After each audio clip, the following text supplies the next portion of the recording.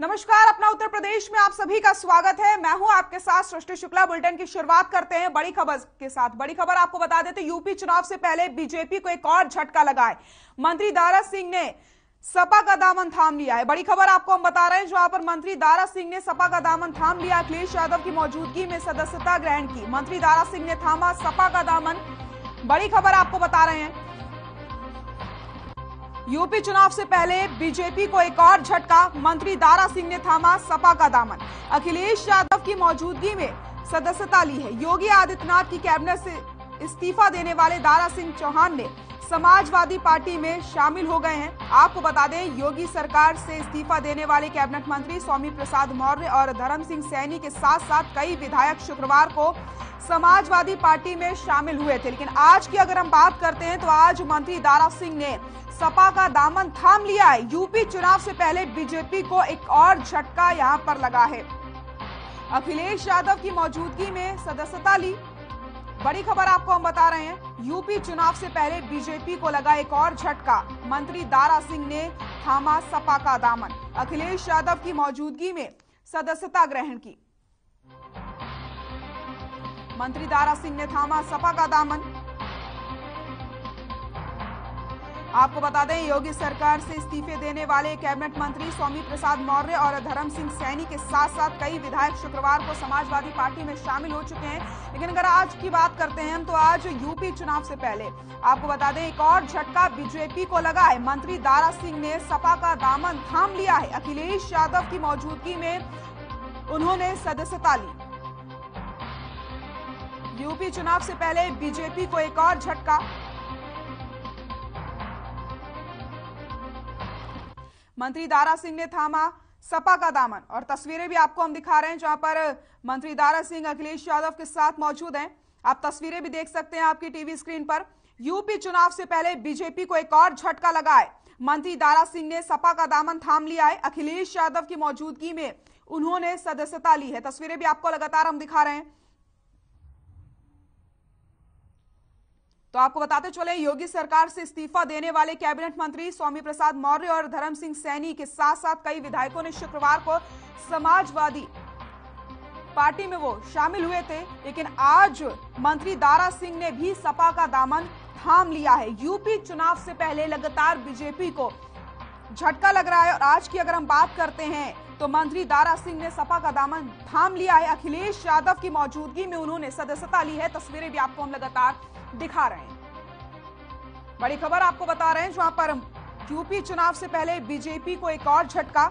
मंत्री दारा सिंह ने थामा सपा का दामन। अखिलेश यादव की मौजूदगी में सदस्यता ग्रहण की है। योगी आदित्यनाथ की कैबिनेट से इस्तीफा देने वाले दारा सिंह ने समाजवादी पार्टी में वो शामिल हो चुके हैं। और आपको बताते चले कि योगी सरकार से इस्तीफा देने वाले कैबिनेट मंत्री स्वामी प्रसाद मौर्य और धर्म सिंह सैनी के साथ साथ कई विधायक भी शुक्रवार को समाजवादी पार्टी में शामिल हुए थे।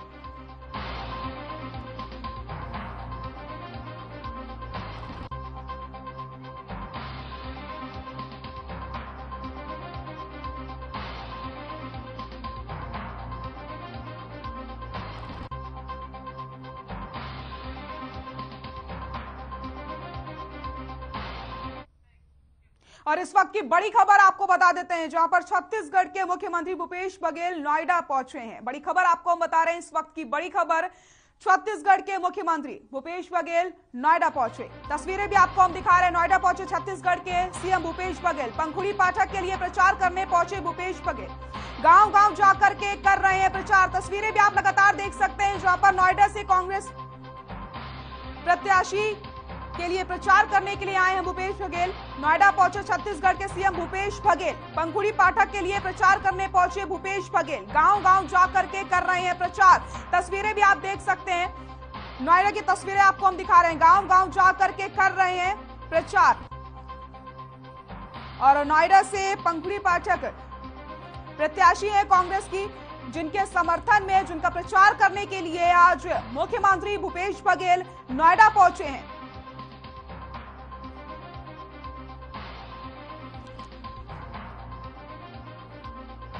और तस्वीरें आप देख सकते हैं, पंखुड़ी पाठक के लिए प्रचार करने पहुंचे मुख्यमंत्री भूपेश बघेल। गांव गांव जाकर के प्रचार करेंगे। नोएडा पहुंचने पर मुख्यमंत्री का जोरदार स्वागत किया गया। नोएडा पहुंचे छत्तीसगढ़ के सीएम भूपेश बघेल।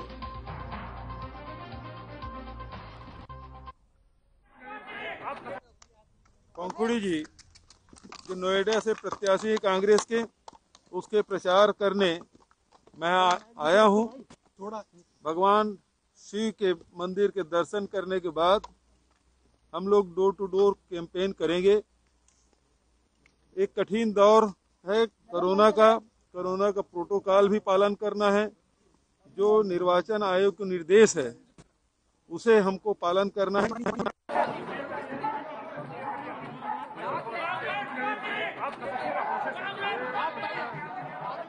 बड़ी खबर आपको बता रहे हैं, गांव-गांव जाकर के प्रचार करेंगे मुख्यमंत्री भूपेश बघेल। नोएडा पहुंचे छत्तीसगढ़ के सीएम भूपेश बघेल। तस्वीरें भी आप लगातार देख सकते हैं किस तरीके से मुख्यमंत्री भूपेश बघेल का नोएडा में स्वागत किया गया। नोएडा से कांग्रेस प्रत्याशी हैं पंखुड़ी पाठक, जिनका प्रचार करेंगे मुख्यमंत्री भूपेश बघेल। और ये नोएडा से तस्वीरें भी आपको हम दिखा रहे हैं, जहां पर नोएडा पहुंचने पर मुख्यमंत्री भूपेश बघेल का जोरदार स्वागत किया गया।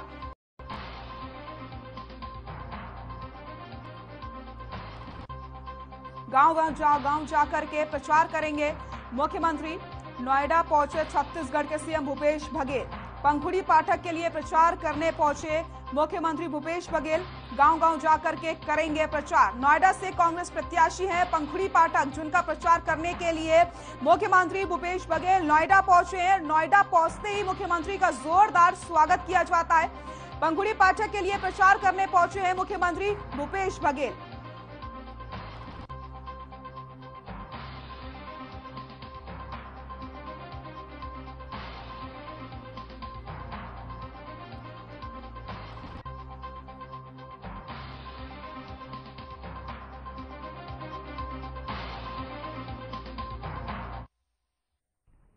और इस वक्त की बड़ी खबर आपको हम बता देते हैं, जहां पर मुख्यमंत्री योगी आदित्यनाथ ने मेडिकल कॉलेज का निरीक्षण किया है। बड़ी खबर उत्तर प्रदेश से आपको बता रहे हैं, जहां पर मुख्यमंत्री योगी आदित्यनाथ ने मेडिकल कॉलेज का निरीक्षण किया है। इस वक्त की बड़ी खबर लखनऊ से सीएम योगी ने किया निरीक्षण। किंग जॉर्ज मेडिकल यूनिवर्सिटी का निरीक्षण किया है। रुकोवेट कमान का भी निरीक्षण उन्होंने किया। लखनऊ से बड़ी खबर, रुकोवेट कमांड सेंटर का भी उन्होंने किया निरीक्षण। सीएम योगी ने किया निरीक्षण। लखनऊ से खबर, किंग जॉर्ज मेडिकल यूनिवर्सिटी का मुख्यमंत्री योगी आदित्यनाथ ने किया निरीक्षण। रुकोवेट कमांड सेंटर का भी निरीक्षण किया मुख्यमंत्री योगी आदित्यनाथ ने। लखनऊ से इस वक्त की बड़ी खबर आपको हम बता रहे हैं। सीएम योगी ने किया निरीक्षण। लखनऊ से बड़ी खबर, किंग जॉर्ज मेडिकल यूनिवर्सिटी का मुख्यमंत्री योगी आदित्यनाथ ने निरीक्षण किया है। रुकोवेट कमांड सेंटर का भी निरीक्षण किया मुख्यमंत्री योगी आदित्यनाथ ने। लखनऊ से बड़ी खबर, मुख्यमंत्री योगी आदित्यनाथ ने किंग जॉर्ज मेडिकल यूनिवर्सिटी का निरीक्षण किया है। रुकोवेट कमांड सेंटर का भी निरीक्षण किया मुख्यमंत्री योगी आदित्यनाथ ने। लखनऊ से बड़ी खबर आपको बता रहे हैं, रुकोवेट कमांड सेंटर का भी निरीक्षण किया है मुख्यमंत्री योगी आदित्यनाथ ने। तो इसी के साथ किंग जॉर्ज मेडिकल यूनिवर्सिटी का भी निरीक्षण किया।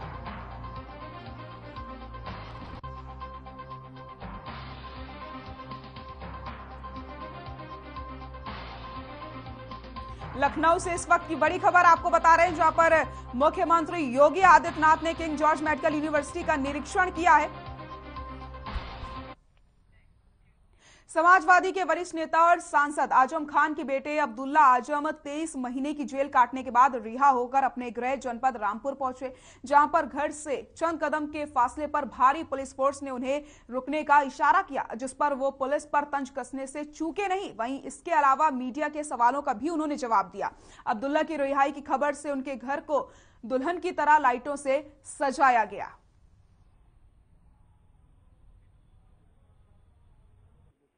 तो हमारे साथ तो जितनी ज्यादती हो सकती थी होली, भैंस चोर है, बकरी चोर है, जो जाति और जो रह गई है वो भी कर लो, लेकिन चलो हम नहीं कर पाए, लेकिन ऊपर वाला है, आज नहीं कल इंसाफ जरूर करेगा इंशाअल्लाह।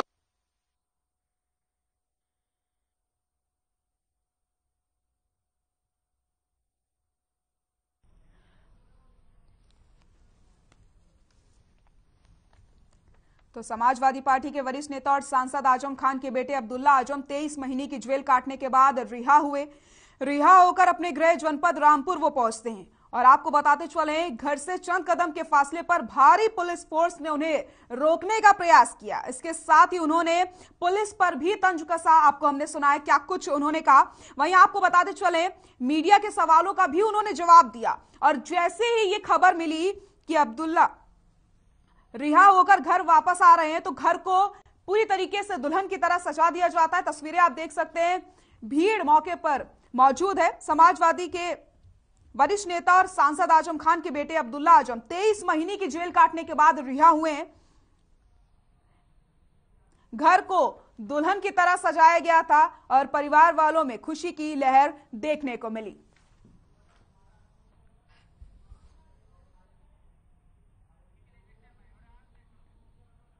उत्तर प्रदेश चुनाव के लिए बीजेपी ने भी 2 चरणों के लिए अपने प्रत्याशियों की सूची जारी कर दी है। बीजेपी की तरफ से केंद्रीय मंत्री धर्मेंद्र प्रधान और अरुण सिंह ने प्रेस कॉन्फ्रेंस करते हुए पहले चरण के 58 में से 57 सीटों पर उम्मीदवारों की सूची जारी की। दूसरे चरण में 55 में से 48 सीटों पर उम्मीदवारों की घोषणा कर दी गई। उत्तर प्रदेश के मुखिया सीएम योगी आदित्यनाथ गोरखपुर सीट से चुनाव लड़ेंगे।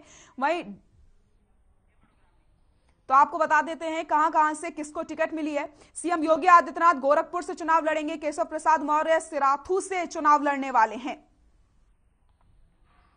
नोएडा से पंकज सिंह को टिकट दिया गया है। तो वहीं आपको बताते चले, अगर हम गाजियाबाद की बात करते हैं तो गाजियाबाद से अतुल गर्ग चुनाव लड़ने वाले हैं। किसे कहां से टिकट मिला है इसकी जानकारी आपको हम दे रहे हैं। लोनी से नंदकिशोर गुर्जर उम्मीदवार होंगे और अतरौली से संदीप सिंह को फिर से टिकट दिया गया है। बीजेपी उम्मीदवारों की पहली लिस्ट जारी कर दी गई है। एतमादपुर से डॉक्टर धर्मपाल सिंह को टिकट दिया गया है। मथुरा से श्रीकांत शर्मा को उम्मीदवार बनाया गया है। फतेहाबाद का अगर रुख किया जाए तो फतेहाबाद से छोटेलाल वर्मा को टिकट दिया गया है। जेवर से धीरेन्द्र सिंह को मिला है टिकट। आगरा कैंट से मंत्री जीएस धर्मेश को टिकट दिया गया। देवबंद से ब्रजेश सिंह रावत को मिला है टिकट। सहारनपुर से जगपाल सिंह होंगे उम्मीदवार। किसे कहां से मिला है टिकट इसकी जानकारी आपको हम दे रहे हैं। मुरादाबाद नगर से रितेश गुप्ता को टिकट दिया गया है। बागपत से योगेश धामा को टिकट दिया गया। चांदपुर से कमलेश सैनी को मिला है टिकट। नगीना से डॉक्टर यशवंत को मिला है टिकट।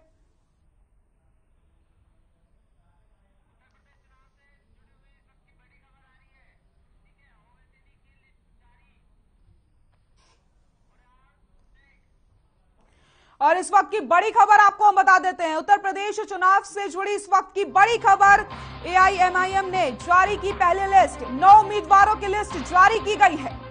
गाजियाबाद से डॉक्टर मेहताब लोनी को बनाया गया उम्मीदवार। फुरकान चौधरी को गढ़ मुक्तेश्वर से टिकट दिया गया। इस वक्त की बड़ी खबर, एआईएमआईएम ने जारी की पहली लिस्ट। रफत खान को सीवाल खास मेरठ से बनाया गया प्रत्याशी। जिशान आलम को सरधना मेरठ से बनाया गया उम्मीदवार। पिछौर मेरठ से तस्लीम अहमद लड़ेंगे चुनाव। अमजद अली को भी टिकट दिया गया है। तो एआईएमआईएम ने पहली लिस्ट जारी कर दी है। 9 उम्मीदवारों की लिस्ट जारी की गई है। बड़ी खबर आपको बता रहे हैं, गाजियाबाद से डॉक्टर मेहताब लोनी को उम्मीदवार बनाया गया। पिछौर मेरठ से हाजी आरिफ। एआईएमआईएम ने जारी की लिस्ट। 9 उम्मीदवारों की लिस्ट जारी की गई है। रफत खान को भी उम्मीदवार बनाया गया। जिशान आलम को सरधना मेरठ से उम्मीदवार बनाया गया। अमजद अली को बेहट से उम्मीदवार बनाया गया। एआईएमआईएम ने जारी की पहली लिस्ट। 9 उम्मीदवारों की लिस्ट को जारी किया गया है। गाजियाबाद से डॉक्टर मेहताब लोनी को उम्मीदवार बनाया गया। फुरकान चौधरी को गढ़ मुक्तेश्वर से दिया गया टिकट। हाजी आरिफ को धलौना से टिकट दिया गया है। तो वहीं लखनऊ से बड़ी खबर आपको बता रहे हैं, रफत खान को सीवाल खास मेरठ से बनाया गया प्रत्याशी। जिशान आलम को सरधना मेरठ से टिकट दिया गया। किठौर मेरठ से तस्लीम अहमद लड़ेंगे चुनाव। अमजद अली को बेहट सहारनपुर से टिकट दिया गया है।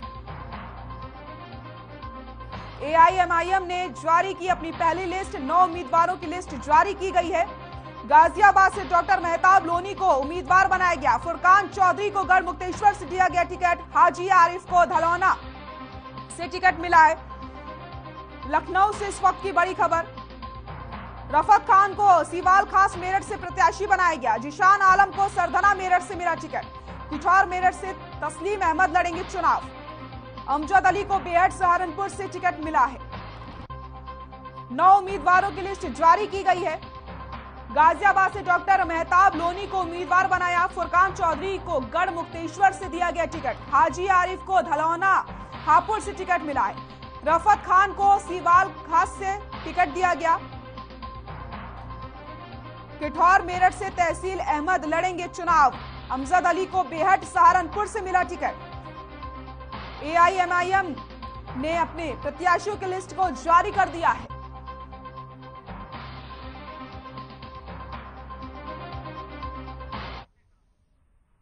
उत्तर प्रदेश में आगामी विधानसभा चुनाव में एक के बाद एक राजनीतिक पार्टियां अपने अपने प्रत्याशियों की लिस्ट जारी कर रही हैं। तो वहीं आपको बताते चले लगातार बयानबाजी भी हो रही है। पार्टी जिसको चाहती है उसे टिकट देगी और परिवार से कई लोगों को पार्टी टिकट नहीं दे सकती है। साथ ही साथ उन्होंने ये भी कहा कि दारा सिंह ने पार्टी इसलिए छोड़ी क्योंकि वो अपनी सीट बदलना चाहते थे। दूसरी ओर उन्होंने चुनाव पर कहा कि अगर मैं लड़ूंगा तो स्वाति सिंह नहीं लड़ेंगी, अगर वो लड़ेंगी तो मैं नहीं लड़ूंगा। इस पर पार्टी निर्णय लेगी, हम दोनों में किसे लड़ाना है। छोड़ के गए हैं वो कोई अपने व्यक्तिगत पारिवारिक कारणों से गए हैं। माननीय स्वामी प्रसाद मौर्य जी के खुद मंत्री थे और उनकी बेटी सांसद थी और तीसरा अपने बेटे को भी चुनाव लड़ाना चाहते थे।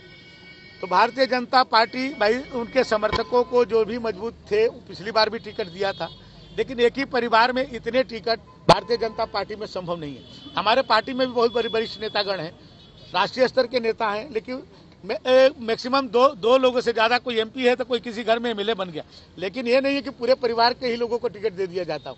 तो इसके कारण उनके सामने एक टेक्निकल प्रॉब्लम थी। दूसरा, आप समझिए कि माननीय दारा सिंह चौहान जी अपना सीट बदलना चाहते थे। वो चाहते थे कि मधुबन को बदल करके हमको कोई और सीट दे दी जाए। तो हम लोग जो कोई 5 साल के दूसरे काम किया था, मैं उसका चेंज करके नहीं हो पा रहा था, तो इसके कारण वो गए हैं। तो ये सबके अपने व्यक्तिगत कारण थे। और यदि ये बात ये बोल रहे हैं कि मैं इस कारण गया, तो भाई आप 5 साल मिनिस्टर रहे, क्या आपने कभी भी सार्वजनिक बोला कि हमारी ये बातें नहीं सुनी जा रही है या हमारे समाज की बात नहीं सुनी जा रही? ये केवल अपने परिवार के लिए लोग हम केवल उन्हीं लोगों की बात नहीं करते जो भी गठबंधन में गए हैं। माननीय ओम प्रकाश जी हैं, भाई वो अपने बेटे को लड़ाना चाहते हैं, लड़ाएंगे। आपके केशव देव मौर्य जी हैं, वो अपने बेटे को पत्नी को लड़ाएंगे। उसी तरह से आप ले गए हैं स्वामी प्रसाद जी, ये अपने बेटे को लड़ाएंगे चुनाव। आप देख लीजिएगा, ये सब जो है दारा सिंह जी अपना सीट बदलेंगे, अपना जहां पर लड़े थे वहां नहीं लड़ेंगे। तो ये लोग अपने व्यक्तिगत कारणों से गए हैं, न कि कोई अपने समाज के कारण या कोई इनका काम नहीं हुआ इसके कारण। ये तो लास्ट में जब देखे कि मेरा यहाँ पूर्ति नहीं हो रही है तो अखिलेश जी ने ऑफर दिया कि हम पूर्ति कर देंगे। बीएसपी सुप्रीमो मायावती ने बीएसपी कार्यालय पर एक प्रेस कॉन्फ्रेंस की। उन्होंने आपको बताते चले प्रत्याशियों की लिस्ट भी जारी कर दी है। तो वहीं उत्तर प्रदेश विधानसभा चुनाव के दौरान उम्मीदवारों की सूची जारी करते हुए उन्होंने 53 सीटों पर उम्मीदवारों को अंतिम रूप दिया है।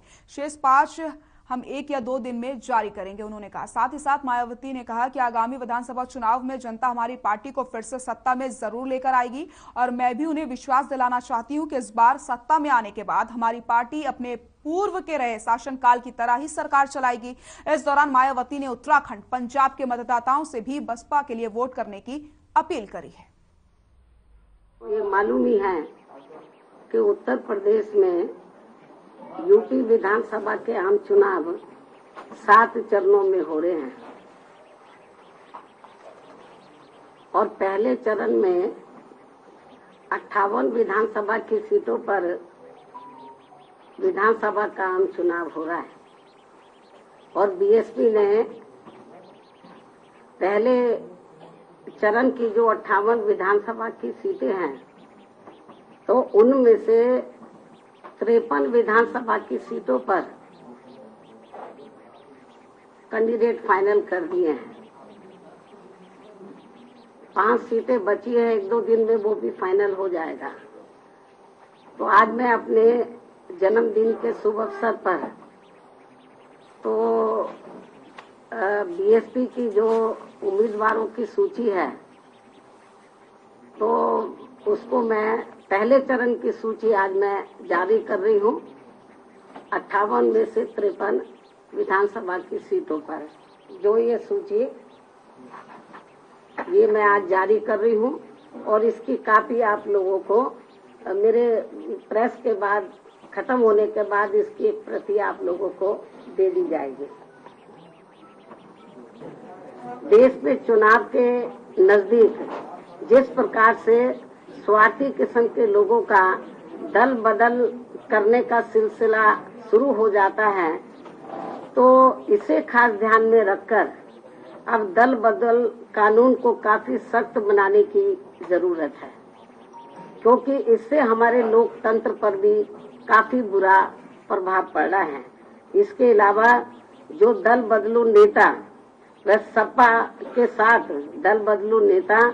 सपा के साथ गठबंधन करके चुनाव लड़ने वाली पार्टियां ये कह रही हैं कि ये पार्टी यानी कि Samajwadi party SC, ST, OBC और MC यानी कि माइनॉरिटीज कम्युनिटीज वर्गों के हितों की व इनके संतों, गुरुओं व महापुरुषों आदि को भी सम्मान करने वाली पार्टी है, तो इसमें रत्ती भर भी सच्चाई नहीं है।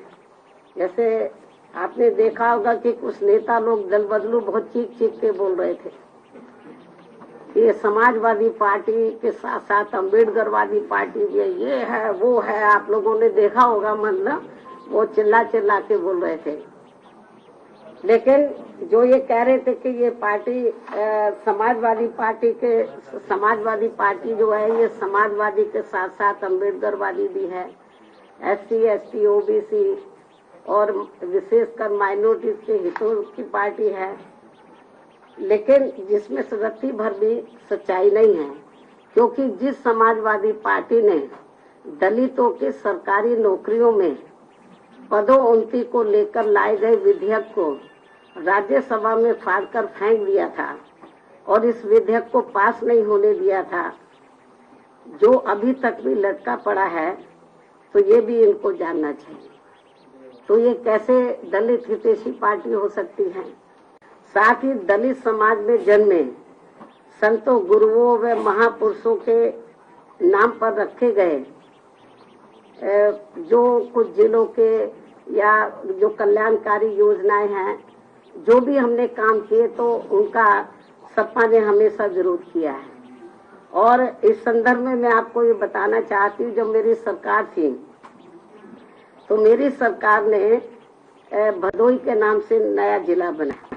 वे अर्थात इनके अनुयायी आज पूरे देश में मेरे जन्मदिन को जन कल्याणकारी दिवस के रूप में बहुत ही सादगी व संजीदगी के साथ मना रहे हैं, जिसके तहत चलकर ही मेरे जन्मदिन के मौके पर हर वर्ष बीएसपी के लोग अपने सामर्थ्य, अपने आर्थिक सामर्थ्य के हिसाब से अपने अपने क्षेत्र में सर्व समाज में से विशेषकर गरीब, कमजोर, लाचार, असहाय व अन्य जरूरतमंद लोगों की विभिन्न रूपों में मदद भी करते हैं और इस बार भी मदद कर रहे हैं। और इस संदर्भ में मैं ये भी कहना चाहती हूँ कि खासकर कोरोना महामारी के दौरान परिवार में जिन कमाने वालों की मृत्यु हो गई है और उनके पीछे दुखी व पीड़ित चल रहे परिवारों की सरकारी मदद के अभाव में अब हालत काफी ज्यादा खराब हो गई है, तो उनकी भी पार्टी के लोग पिछले वर्ष की तरह इस वर्ष भी विभिन्न रूपों में काफी मदद कर रहे हैं। लेकिन इस मामले में दुख की बात यह है कि इस समय यूपी, उत्तराखंड व पंजाब आदि राज्यों में विधानसभा के आम चुनाव घोषित होने तथा चुनाव आचार संहिता भी लगने की वजह से अब यहाँ पार्टी के लोग इन सभी की किसी भी रूप में इस बार मदद नहीं कर पा रहे हैं, जबकि ये बात सब विदित है कि हमारी पार्टी समाज में विशेषकर गरीब, कमजोर, असहाय व अन्य उपेक्षित वर्गों के हित एवं कल्याण के लिए हमेशा अति गंभीर, संवेदनशील, ईमानदार व संघर्षरत रहती। अपना उत्तर प्रदेश में फिलहाल के लिए इतना ही। नमस्कार।